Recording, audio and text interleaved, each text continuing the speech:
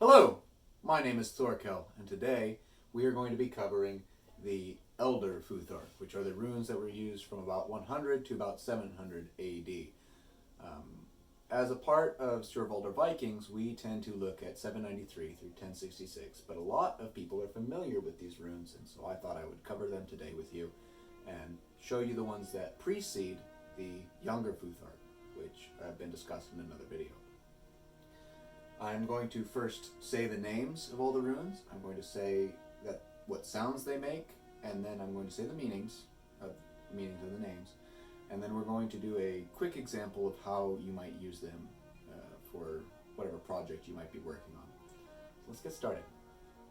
First we have Fehu, Uruz, Thurisaz, Anzus, Raido, Kenaz, Gebo, Wunyo, Hagalaz, Nauthis, Isa, Yerra, Aiwaz, Perthro, Sowilu, or Sowilo. They're both. People will know what you're talking about when you say both.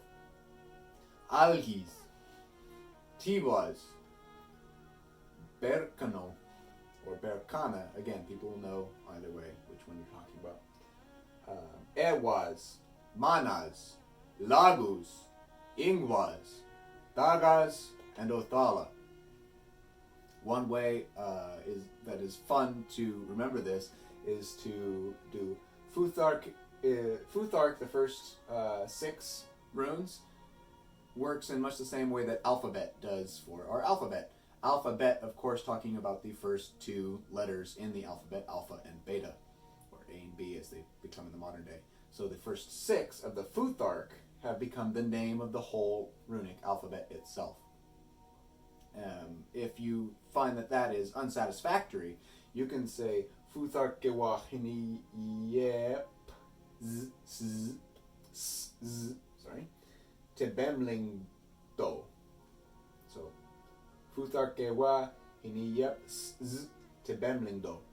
That would be the whole thing if you were to say it all as Futhark. People don't do that because that's unreasonable, but I think it's funny. Next, we're going to go over the names. So first we have Fehu. We already did the names. We're going to do the sounds. Sorry. Fehu makes an F sound, and it's not an F with your teeth touching your lips like this.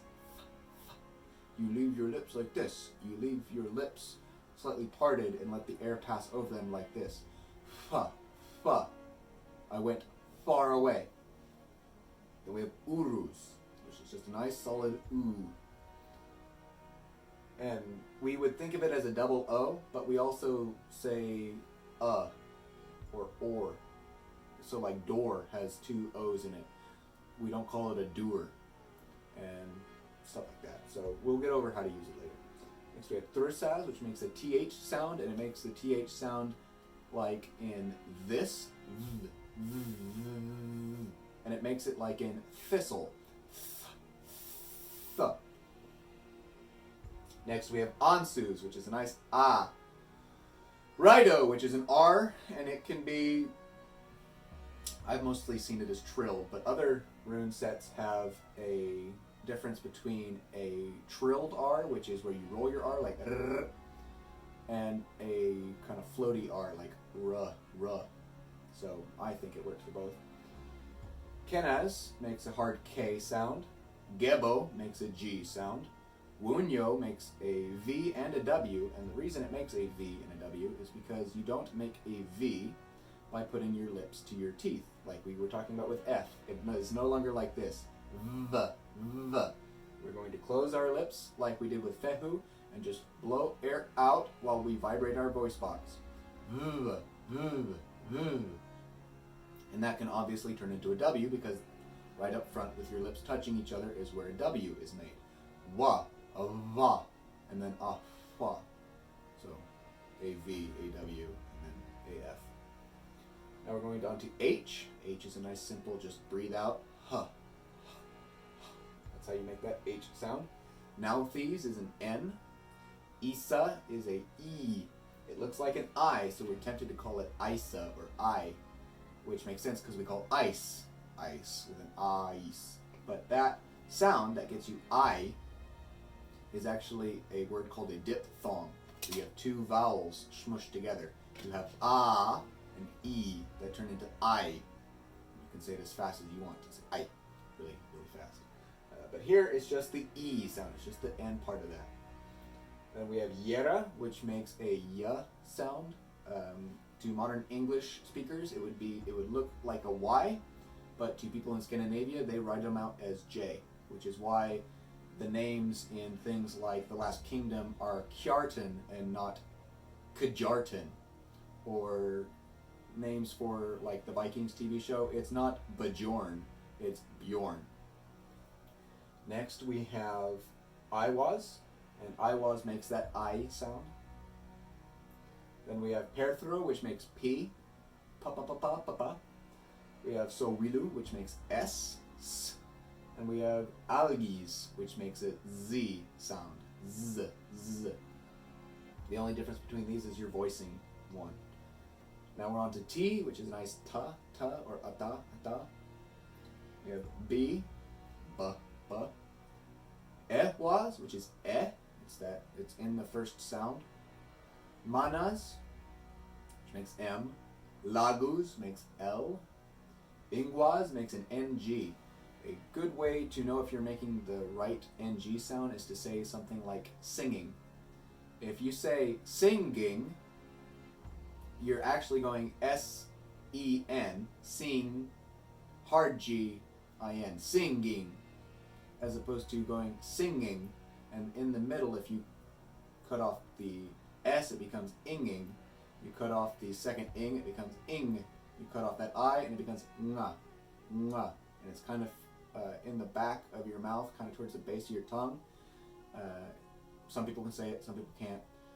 I think it's the sound that's at the beginning of surnames like Nguyen, N-G-E-U, or N-G-U-Y-E-N.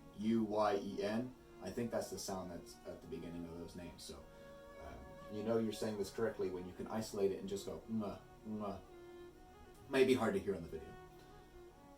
Next we have Dagas, which is a nice, easy D sound, and then Otala, which is a nice O sound, very easy.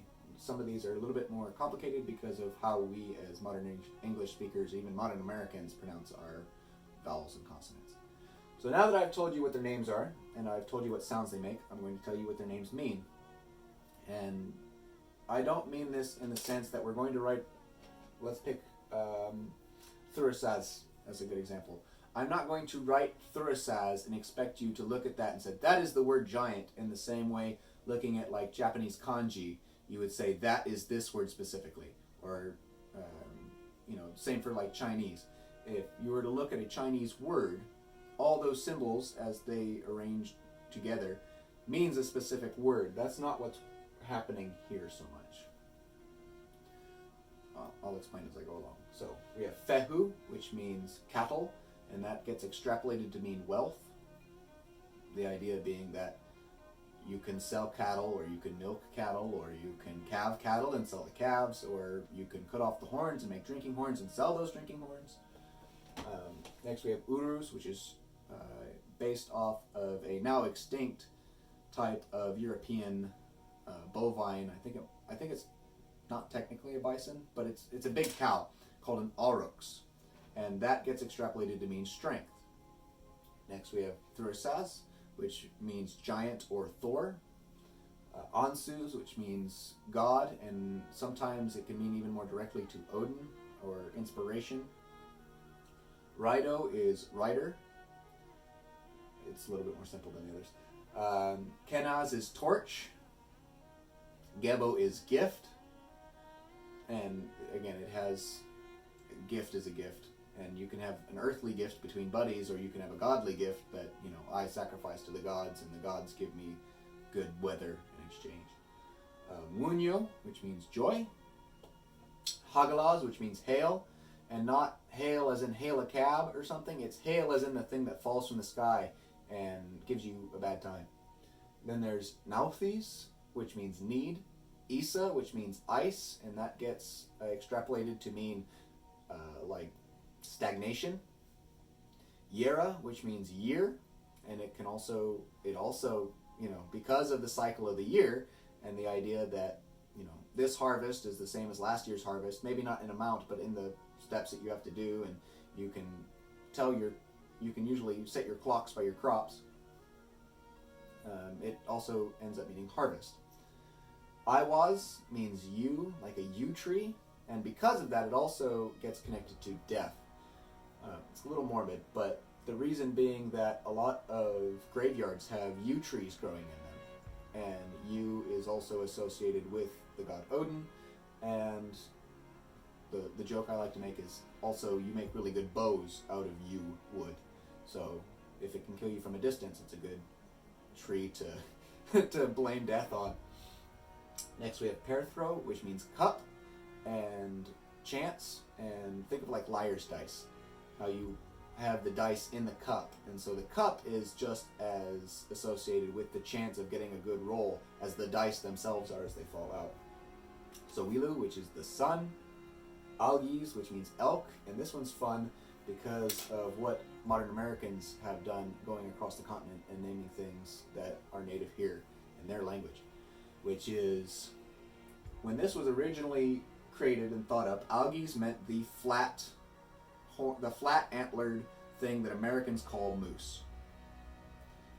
By the time that people coming over to America, specifically the English and people who lived in the British Isles, their super large deer were no longer moose. They were no longer the flat antlered things like you have in Sweden and in Norway and other places like in Russia.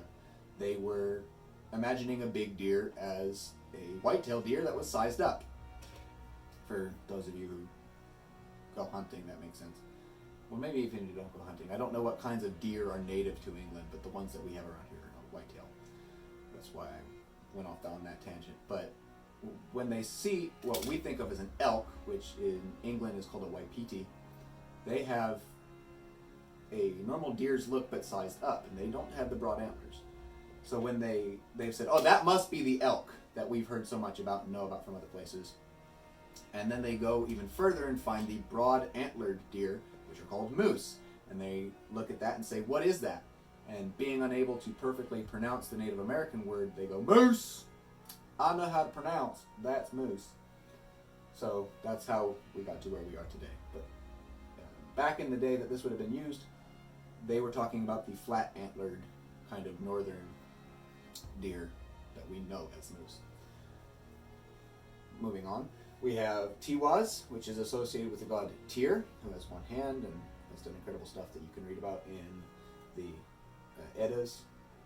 We have Berkano, which is birch, but that gets extrapolated to mean birth, and people usually associate it with making sure your babies come out fine. Next we have Ewaz, which is horse.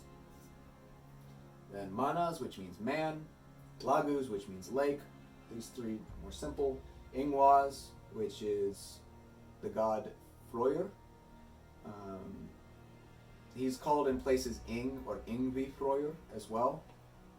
So that's why the sound that is in Ing is represented by this rune and associated with that deity. We have Dagas next, which means day.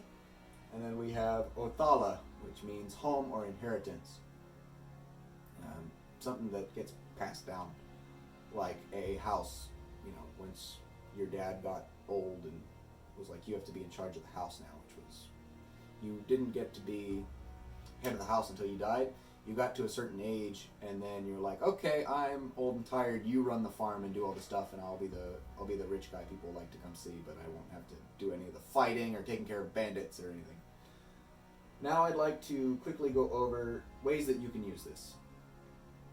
One thing that I've seen people like to do with these is get the whole, like, imagine it's a tattoo. They get like the whole thing on their arm, which I think is, it's okay, but I personally wouldn't do it. I think it would be good to, let's say, pick your favorite quote and maybe write that out, and you could put that into a picture that you're drawing or a painting that you're painting. Or you could, do other things artistically with it. So if we wanted to spell out something like Michael, Michael's a name, so we'll start off with a name. We know we need the M, so we need Manas for the first one to make the M in Michael. Then we want an I sound. And we can go to Iwas, or we can go to Ewas and Iwas and get Mai or Meikl. Whichever path you go to K, Kenaz next. So let's Mike, and then just the L afterwards, Lagus. Michael. Because when we spell it, we put an E in there because we know that, we should put a vowel in there. Often when we spell it, we also spell it with a CH instead of a nice hard K. But you're trying to conserve your letters. You're trying to spell as much and as few as possible. Because you just need to sound it out. People using these runes wouldn't write long-winded letters to each other and then you'd recognize words just by looking at them. Think of reading today. You don't have to look at the word Michael and spell out every single letter to understand that it says Michael. You can identify that, it's an M-I-C-H, that's probably Michael. You can do it very quickly. They wouldn't have had that capacity because they didn't have as much access to these runes as we do today. A good example is, let's do king. So we've got K, E, because Isa makes an E sound, NG for the end of king. So K-ing. If I were to write that out today and send it to someone, they could look at it and just say, I know that's the word king. I've memorized those letters in that sequence. I've seen it enough over and over and over again that I know that that is king. Someone back in the day who maybe sees runes more infrequently, maybe only get to see the 3 runes that spell out king by themselves in a certain context very rarely. You may not ever be talking about a king, or what you do read about may have the king in it one time, and then other things you go to see don't have king in it. So the way you would understand this is by doing just as I did. K-ing. And let me go faster. I'm kind of saying these 2 or 3 times to hammer it home. They may say k-ing, but they still have to do the additive work of adding this sound to this sound to this sound that English speakers don't, because we recognize that the words stand for something and we can recognize what they look like without having to work through the sounds. I hope that this has been helpful. I hope that you find it inspirational if you are doing any writing or drawing or even reading.